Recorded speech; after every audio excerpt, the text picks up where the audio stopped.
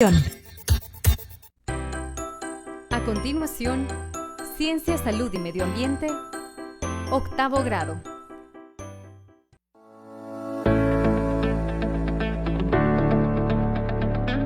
Ciencia, Salud y Medio Ambiente, octavo grado. Clasificación de los seres vivos. Hola amigos, bienvenidos a este su espacio Aprendamos en Casa. Hoy vamos a hablar sobre cómo organizar y clasificar a los seres vivos. Saben que la vida lleva mucho tiempo en la Tierra, aproximadamente unos 3.700 millones de años, de acuerdo a la evidencia del registro fósil. Así como la vida es tan antigua en este planeta, también de esa misma forma hay una gran cantidad de variaciones y de adaptaciones en diferentes formas de vida del planeta. Como el ser humano coexiste y vive también en el mismo planeta, se ha visto la necesidad imperante de poder organizar, clasificar y categorizar a todas estas formas de vida presentes, incluidos nosotros. Por esta razón surge la sistemática y la taxonomía. Estas son dos ciencias de las cuales la biología se auxilia para poder organizar, clasificar y categorizar a los seres vivos a través de la lógica y el método científico. Desde los inicios de la humanidad, se descubrieron e identificaron diversas especies del entorno. En esos tiempos, se concretó una clasificación de acuerdo a los usos que tenían las plantas o animales que se iban conociendo. Surgió entonces una clasificación utilitaria, llegando a diferenciarlas entre usos medicinales, reverenciales o religiosos, alimenticios, como herramientas de trabajo o caza, ornamentales, etc. Fueron Aristóteles y Teofrasto quienes empezaron a organizar animales y plantas con criterios lógicos, basados en establecer similitudes o diferencias entre diversos organismos de una forma arbitraria, dando origen a los sistemas artificiales de clasificación, los que tuvieron una gran representación con la obra del científico Carl Linneo llamada Species Plantarum, reconociendo las especies como una unidad básica de la nomenclatura binomial.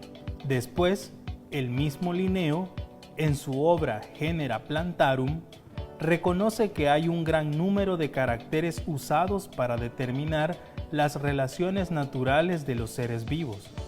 Se vislumbra la idea de la variabilidad de las especies. De esta manera, se planteó el sistema natural de clasificación de los seres vivos.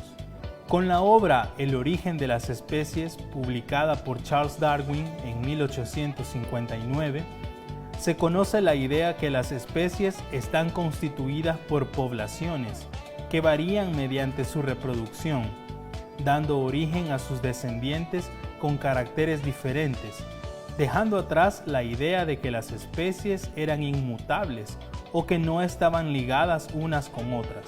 Aparece la hipótesis que todos los organismos están relacionados o emparentados entre sí por formas de vida más antiguas y simples que con el paso del tiempo sufrieron cambios que dieron lugar a la diversidad actual. Con esto inician los sistemas filogenéticos de clasificación. La sistemática es la ordenación analítica del mundo viviente para reflejar las relaciones evolutivas de la especie. La taxonomía es la ordenación y clasificación, que en el ámbito biológico se enfoca en las relaciones evolutivas que hay entre especies y grupos de especies. En la taxonomía o en la biología se consideran diferentes jerarquías. Para cada nivel o en cualquier nivel de jerarquía, la unidad taxonómica se conoce como taxón. Actualmente, para clasificar a las especies también, con relación a su historia evolutiva, se hace a través de la filogenia, y esto es, como ya lo mencionamos, la historia evolutiva de cada especie. Para representar dicha evolución, se utilizan esquemas ramificados llamados cladogramas. Los cladogramas representan a grupos de especies con ancestros comunes. Estos grupos de especies con ancestro común se les llama clado. En donde el esquema se ramifica o se bifurca, ese punto de bifurcación o de división se conoce como nodo. Los cladogramas son estructuras o son esquemas de manera ramificada para poder entender las relaciones evolutivas entre los diferentes clados o grupos de especies. Los organismos se clasifican o se agrupan de manera jerárquica en varias categorías denominadas categorías taxonómicas. Estas categorías taxonómicas son dominio, reino, filum o filo, clase, orden, familia, género y especie. Además, existe la nomenclatura binomial. La nomenclatura binomial tiene como propósito poder diferenciar los organismos o el nombre de estos organismos con los nombres comunes que puedan ser dados en diferentes partes del mundo. La nomenclatura binomial debe cumplir con algunas reglas. Primero, debe cumplir o debe ser nombrado el organismo de dos formas, por el género y por la especie. El género significará el sustantivo y la especie el adjetivo. Además, esto debe ir formado en el idioma latín, que es una lengua muerta. También en la nomenclatura binomial se pide que la primera letra del género sea mayúscula, mientras que todas las letras de la especie sean en minúscula. Estas deben de ir subrayadas independientemente una de la otra y si no se puede subrayar debe ir en letra cursiva. En el siguiente cladograma podemos ver las ramificaciones que representan a los grupos de organismos relacionados con un ancestro común. El nodo 1 representa al ancestro común que hay entre el taxón A y el taxón G. El nodo 2 representa la divergencia entre dos grupos de taxones y su ancestro común. El nodo 3 representa la divergencia entre el taxón A y los taxones B y C y su ancestro común para los tres, mientras que el nodo 4 representa el ancestro común inmediato que hay entre el taxón B y C. El nodo 5 indica una politomía, lo que indica que la relación evolutiva para los taxones D, E y F aún no es clara. Ahora hagamos un pequeño ejercicio sobre la nomenclatura binomial. Sabemos ya que los nombres científicos deben estar estructurados por el género, que representa el sustantivo, que es una figura gramatical que denota una entidad o objeto, y la especie, que es el adjetivo o epíteto, que nos da el calificativo, es decir, denota una característica o propiedad. Tenemos una lista de palabras faltantes y en este cuadro tenemos nombres científicos incompletos y tenemos también algunos significados de las palabras faltantes que están acá y también tenemos el nombre común para cada uno de estos organismos. ¿Qué es lo que vamos a hacer? Tomando en cuenta las pistas y el significado de la palabra faltante, vamos a ir descubriendo cuáles de estas palabras faltantes que están acá corresponden a cada uno de estos sustantivos o adjetivos. Comencemos con el primero, que es anadara. Nos dice que el significado de la palabra faltante es grande. Como el latín también es la base del español, el español es una lengua romance que proviene del latín y muchas de las palabras en latín tienen cierto parecido al español.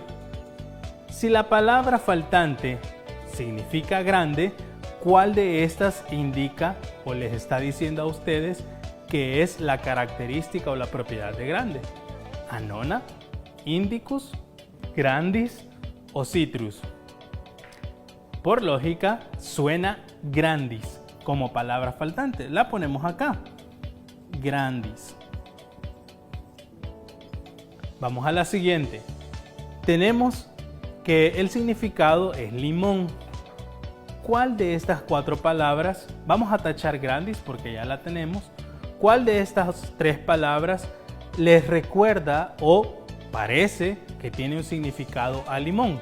Anona, indicus o citrus. Es por lógica que algo relacionado con el limón es citrus. Coloquémoslo acá. Citrus. Y citrus, noten ustedes que también nos está diciendo que es una propiedad. Ahora sigamos con el siguiente, tamarindus. Falta una palabra que tiene como significado de la India o que proviene de la India. ¿Cuál de estas 2 palabras que faltan pareciera que da a indicar que viene de la India? ¿Anona o indicus? Pues por lógica, indicus, que viene de la India. Colocamos entonces aquí la palabra indicus. Perfecto. Y por simple descarte, pues la última que nos queda, que es referente a la anona, es la palabra faltante anona. Y la ponemos acá. Anona. Ahora, ¿qué es lo que vamos a hacer? Noten que para el primero, la característica o el género o el sustantivo o el adjetivo, tenemos que averiguar, grandis será un sustantivo o un adjetivo. Nos dicen que la especie es grande o que la característica de la especie es grande, por lo tanto es un adjetivo. Grandis es un adjetivo. Luego nos dicen en la palabra, en el nombre de sinensis citrus, el significado de la palabra faltante es limón, es decir, una entidad u objeto. Por lo tanto, citrus es el género y sinensis es la especie. Y en tamarindus indicus, la palabra faltante nos decía que su propiedad era que provenía de la India. Propiedad. Entonces, indicus es un adjetivo o la especie. Y para querimola, anona, nos dice que la palabra faltante era anona, que representa una entidad, objeto o en esta ocasión una fruta. Por lo tanto, anona es el género y querimola es la especie. Escribámoslo correctamente.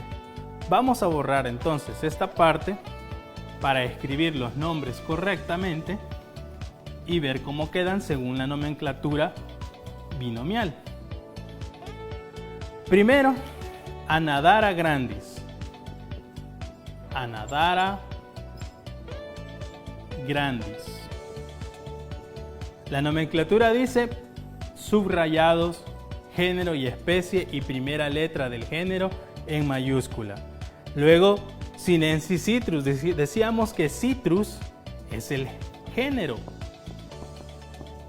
y sinensis es la especie. Perfecto. La siguiente, tamarindus indicus, tal y como lo pusimos. Tamarindus es el género, indicus la especie. Y al final, anona era el sustantivo.